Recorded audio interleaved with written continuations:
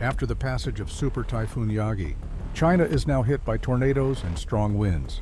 These images were captured in the city of Jiangsu.